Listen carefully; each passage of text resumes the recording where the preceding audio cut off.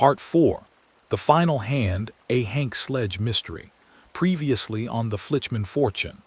Hank discovered that the Flitchman family was in debt to Russian mobsters led by Katerina Volkov. Thomas revealed he'd been helping launder money through the family warehouses to keep his sister alive, but claimed someone else had kidnapped Abigail first. Now, trapped in a warehouse with the Volkovs closing in, the truth about Abigail's disappearance is finally about to come out. The bullets stopped flying as suddenly as they'd started. In the sudden silence, I could hear my heart hammering against my ribs like a trapped bird. Thomas was pressed against the wall next to the window, his rifle ready, sweat beading on his forehead. "Why'd they stop?" Victoria whispered. Before anyone could answer, a voice called out from the street. Female with that same slight accent I'd heard from the redhead in my office. "Mr. Sledge, Mr. Flitchman, I think it's time we talked." Thomas cursed under his breath. "Katerina Volkov herself, we must have really pissed them off." "What does she want?" Victoria asked. "Probably to kill us in person," I replied. "Stay down, Mr. Sledge," the voice called again. "You have something we need, we have something you want, perhaps we can make a deal." "What kind of deal?" I shouted back. "The kind where everyone walks away alive. Come out and we'll talk." Thomas grabbed my arm. "Don't trust her. The Volkovs don't make deals, they make examples." But I was thinking about something else.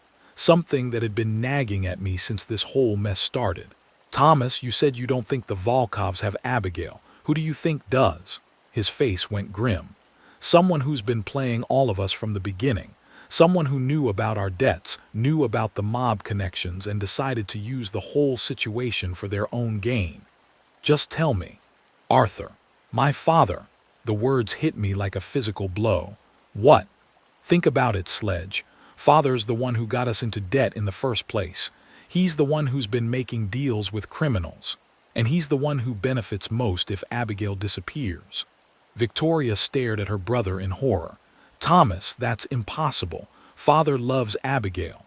Father loves the family business more, and with Abigail gone, he stays in control.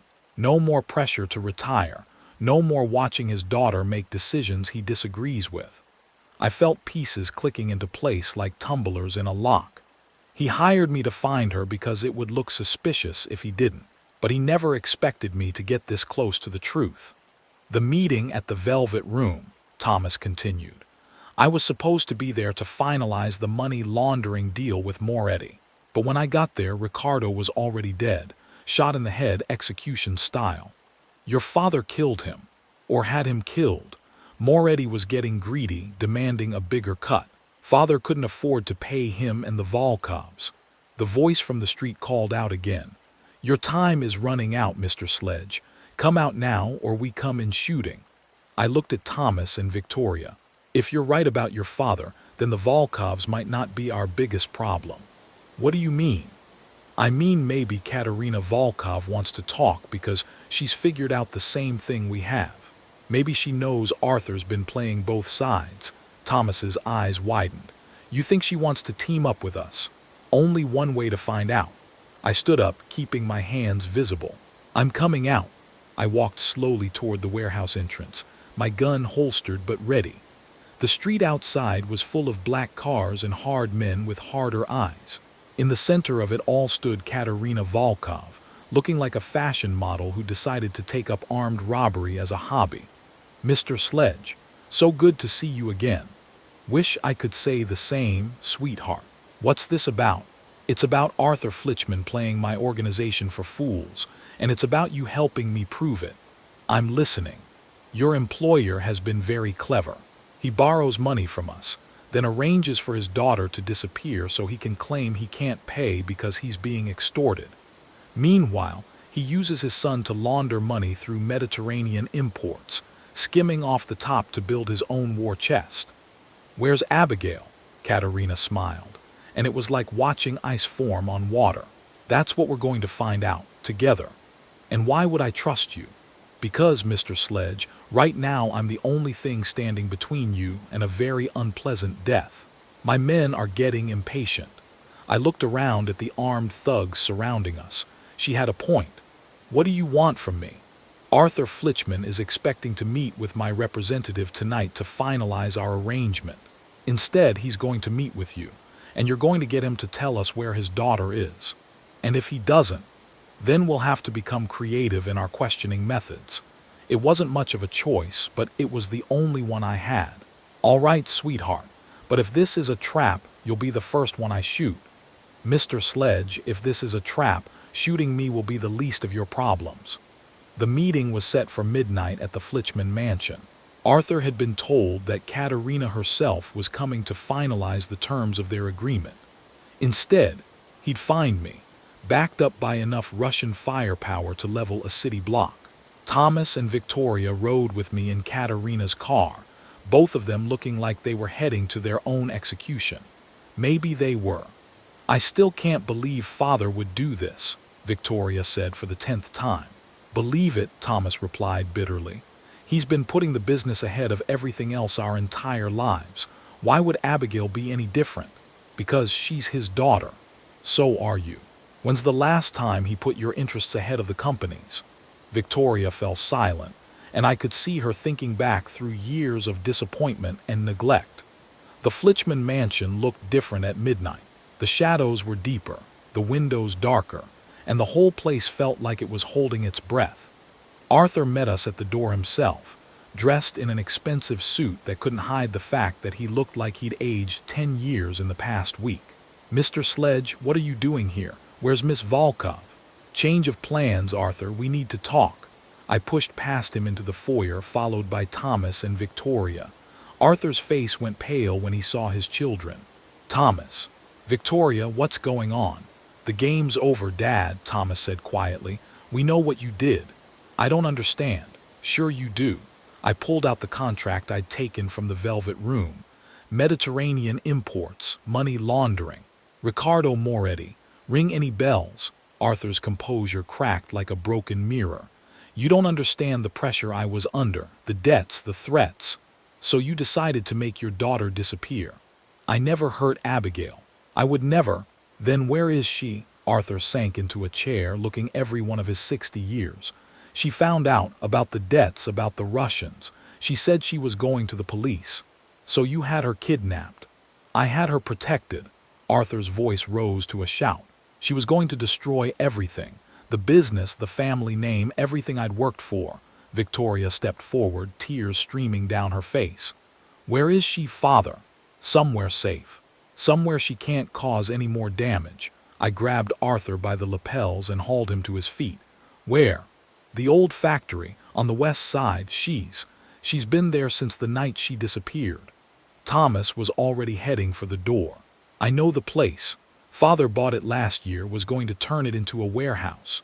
We piled into Katerina's car, Arthur included. The Russian mobster had been listening from the hallway, and she looked grimly satisfied. An old factory. How appropriately dramatic. The factory squatted on the west side of town like a cancer on the landscape. Most of the windows were broken, and the whole place reeked of decay and abandonment. But there were fresh tire tracks in the dirt outside, and I could see light coming from one of the upper floors. She's up there, Arthur said miserably. 3rd floor. I had some men watching her, making sure she was. Comfortable? Comfortable. Victoria's voice was pure ice. You've had your own daughter imprisoned for a week, and you call that comfortable? We made our way up the rickety stairs, Katerina's men covering every angle. The 3rd floor was divided into makeshift rooms, and in the largest one we found her. Abigail Flitchman was sitting on a cot, reading a book by lamplight. She looked tired but unharmed, and when she saw us, her face showed relief mixed with resignation.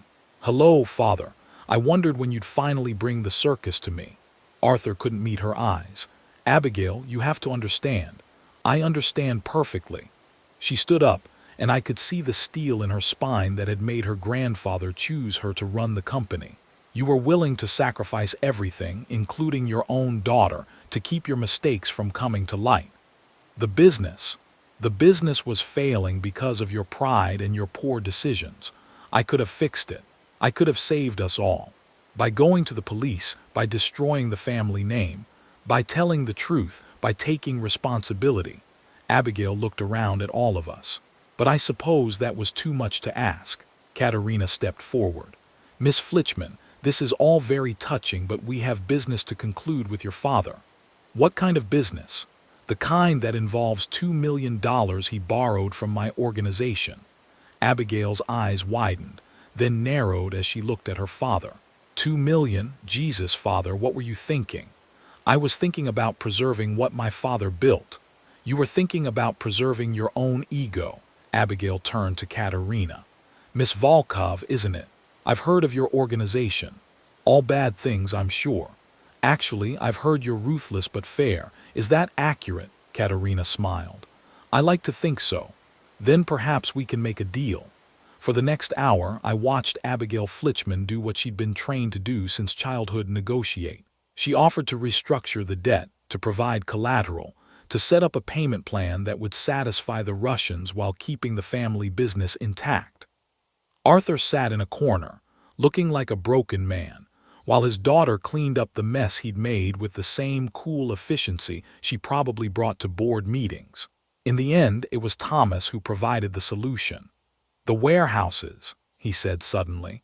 Mediterranean imports can become a legitimate business. We use the warehouses to store and ship furniture, but we also use them for other imports. Clean money, clean goods, everybody wins. Katerina considered this. A partnership, interesting. 50-50 split on the warehouse profits, Abigail said. In exchange, the debt is forgiven and my family stays alive. 60-40, in our favor. Deal. As dawn broke over the city, it was finished. Arthur Flitchman would step down as head of the company, replaced by Abigail. Thomas would run the legitimate side of Mediterranean imports. The Volkovs would get their money laundering operation, but it would be clean money from clean goods.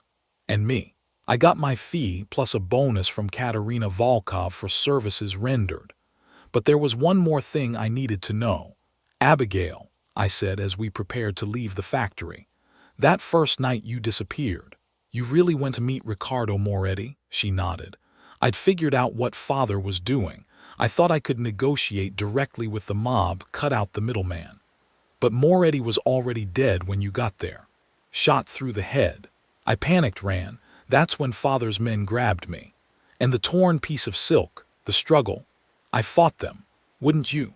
I looked at this remarkable woman who'd been kidnapped by her own father, imprisoned for a week, and then calmly negotiated her way out of a $2 million debt to the Russian mob. Yeah, I said. I probably would. As we walked out of the factory into the morning light, I reflected on the case that had started with a missing heiress and ended with a family saved by the very person who was supposed to be the victim. Arthur Flitchman had been so afraid of losing control that he'd almost lost everything. But his daughter had been stronger than he'd given her credit for, and in the end, she'd done what she'd always been trained to do: save the family business. The only difference was that now it included a silent partner who spoke Russian and carried a gun. But hey, that's New York for you. In this city, even the furniture business isn't what it seems. I lit a lucky strike and headed back to my office, already thinking about my next case. Because in a city full of secrets, missing persons, and dangerous dames, there's always another mystery waiting to be solved. And I'm just the guy to solve it. The end. Thank you for following the Flitchman fortune to its thrilling conclusion. Did you guess that Arthur Flitchman was behind his daughter's disappearance all along? The clues were there from the beginning: his nervousness, his insistence that Abigail wouldn't run away, and his convenient alibis for everyone but himself. If you enjoyed this hard-boiled detective story in the style of Mickey Spilling, please like this post, subscribe for more thrilling mysteries, and hit that notification bell. What did you think of the twist ending? Were you surprised by Arthur's betrayal, or did you see it coming? Share your thoughts in the comments below. Stay tuned for more Hank Sledge mysteries, because in a city like New York, trouble is always just around the corner.